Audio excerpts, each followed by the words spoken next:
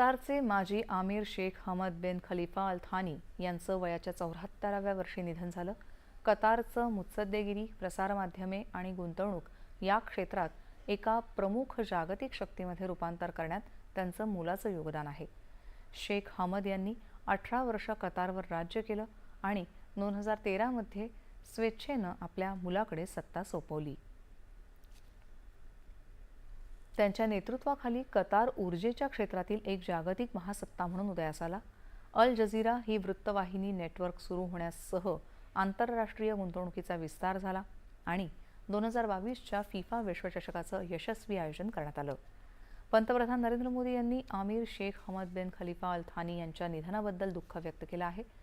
एक सच्चा मित्र म्हणून भारताच्या कायम ते स्मरणात राहतील असं पंतप्रधानांनी म्हटलं आहे। माजी आमिर शेख हमद बिन खलिफा अल थानी यांच्याविषयी आदर व्यक्त करण्यासाठी भारत सरकारनं उद्या 1 दिवसाचा राष्ट्रीय दुखवटा जाहीर केला आहे। शोकाच्या दिवशी संपूर्ण भारतात जिथं नियमितपणे राष्ट्रध्वज फडकवला जातो अशा सर्व इमारतींवर राष्ट्रध्वज अर्ध्यावर फडकवला जाईल आणि कोणतेही अधिकृत मनोरंजन कार्यक्रम होणार नाहीत।